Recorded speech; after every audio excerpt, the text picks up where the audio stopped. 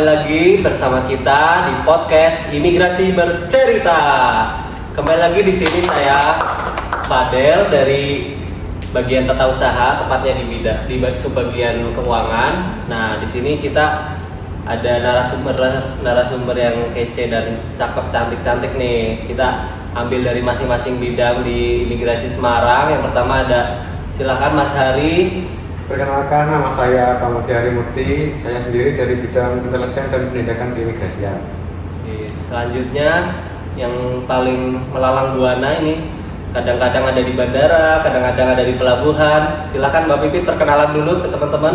Oke, perkenalkan Sobat Indro, nama saya Pipit Nurnilansari. Kebetulan sekarang di bidang tempat pemeriksaan imigrasi di bandara maupun di pelabuhan. Oke, selanjutnya ini ada yang paling jauh guys. Dari Semarang Timur, Pedurungan, ada 2 orang dari bidang Doklan, dokumen perjalanan. Silakan perkenalan dulu. Halo, aku Rifka Adelia Wibowo. Sekarang ada di bidang dokumen perjalanan, tepatnya di unit pelayanan paspor. Halo, saya Ratri Mawarni, saya dari bidang dokumen perjalanan. Salam kenal Sobat Bidu. Ini sebenarnya kita punya satu bidang lagi ya di Imigrasi Semarang itu kan ada 4 bidang, 1 bagian ya. Satu lagi itu bidang TIKIM, Teknologi Informasi Keimigrasian. Nah, mungkin lagi keliling ya, lagi bikin podcast di sebelah mungkin ya, jadi nggak bisa gabung sama kita nih. Nah, tentunya kita di sini durasinya cukup singkat, tapi mungkin akan bahas yang mengulik masing-masing bidang bagian mungkin ya, bisa diulik satu persatu. Nah, untuk poin yang jadi bahasan kita pagi hari ini tentang, mungkin teman-teman juga udah sering banget dengar, yaitu core values-nya ASN. Apa coba? Berakhlak, betul. Nah, berakhlak itu ada 7 poin core values-nya. Teman-teman ada yang mungkin bisa kasih tahu ke Sobat Mido dulu, teman-teman? Kalau di bidang aku sih di dokumen perjalanan ya, ada satu nilai penting ya yang kita terapin tiap hari, itu ada berorientasi pelayanan. Kita kalau nggak pakai nilai itu tuh bisa chaos banget tiap hari, karena bayangin ya, tiap hari itu hampir ada ratusan orang yang bikin paspor, dan itu kan juga karakternya beda-beda ya tiap orang ya. Jadi kayak ya gitulah. Bener banget sih. Kadang-kadang tuh ya, kan ada pemohon yang udah datang, dia itu datang marah-marah karena apa coba? Karena berkasnya nggak lengkap. Terus yang kedua, yang paling sering juga ada lansia. Lansia itu kan butuh banget bantuan khusus ya dari kita. Nah, di situ tuh berorientasi pelayanan kita diuji banget. Jadi kita tuh harus solutif, cari jalan keluar, bukan hanya cuma ngomong, duh nggak bisa Pak, Bu, gitu. Berarti kalian ini yang paling sering bertemu dengan pemohon paspor di depan itu ya Kak? Iya, benar banget. Terus juga ya, pelayanan prima itu nggak cuma yang sekedar senyum aja. Jadi di kita itu juga harus adaptif teknologi. Karena sekarang kan kalau daftar paspor itu harus pakai aplikasi paspor kan, bener kan? Nah, di aplikasi itu pemohon nggak usah lah datang subuh-subuh buat antri buat paspor. Nah, pemohon tinggal daftar aja tuh di aplikasi, terus pilih tanggalnya, datang deh ke kantor imigrasi terdekat.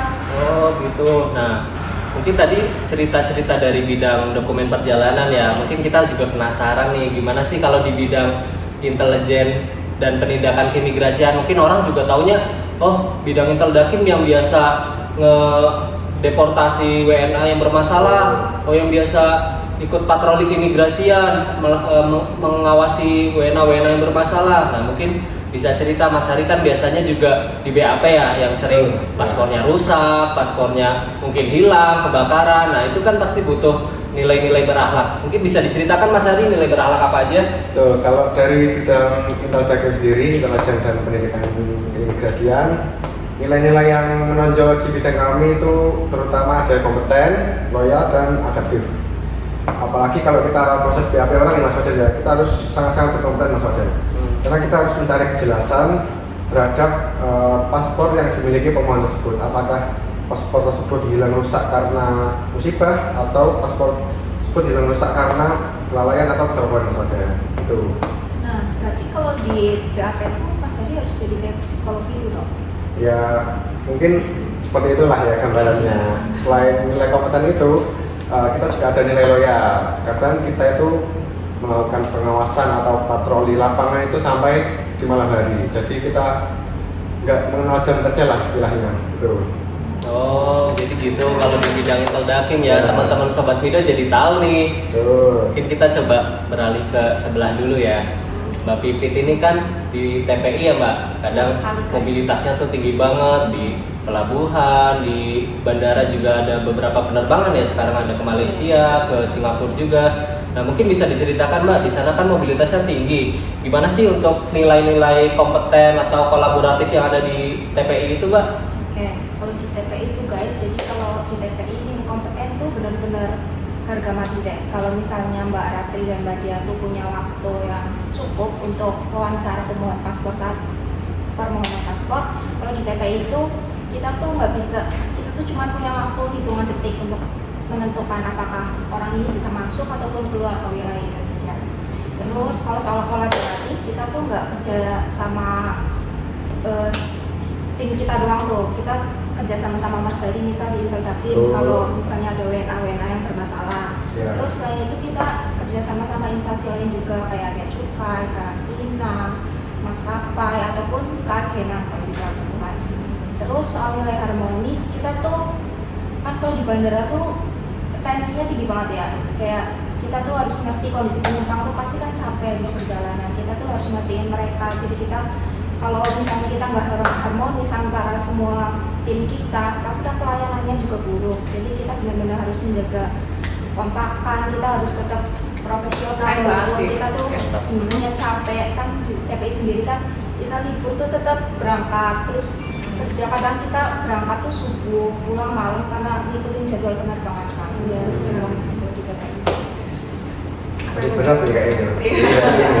Berat sih guys. Kalau libur panjang biasanya tetap ini aja ya, masuk aja ya. Ya kalau jadwalnya kita masuk, kita tetap masuk. Harus masuk ya. Nah, Mas Fadil nih dari tadi nanya-nanya kita terus. Iya. Oke. Di bagian keuangan tuh jangan-jangan cuma ngitung angka doang ya. Loh, jangan salah. Justru di keuangan itu kuncinya akuntabel, guys. Kita itu di keuangan kan rakyat-rakyat itu membayar pajak. Nah, itu harus dipertanggungjawabkan dengan baik, di mana uang itu bisa dialokasikan dengan baik untuk operasional perkantoran. Kemudian kalian kalau tanggal 1 nih, tanggal 1 biasanya kan langsung gajian gitu. Itu kalau nggak ada keuangan kalian bisa chaos juga kan. Terus selain itu juga di keuangan itu harus kolaboratif. Di keuangan itu nggak cuma di bagian perencanaan, tetapi juga ada bendahara pengeluaran, bendahara penerimaan yang terima PNBP dari masing-masing bidang. Kemudian juga ada tentunya ada Ibu Kasubag Keuangan ya, manage untuk semua kegiatan di keuangan. Nah itu tentu semuanya berkolaborasi bagaimana caranya untuk semua kerjaan itu bisa berjalan dengan lancar dan juga tepat sasaran. Mungkin itu ya kalau yang di keuangan. Jadi tidak cuma yang di teknis saja, tapi di fasilitatif juga sangat perlu. Ada fasilitatif yang di teknis nggak bisa jalan. Nah betul. Oke, mantap ya. Untuk pembahasan sekarang meskipun singkat, padat, tapi pembahasannya jelas.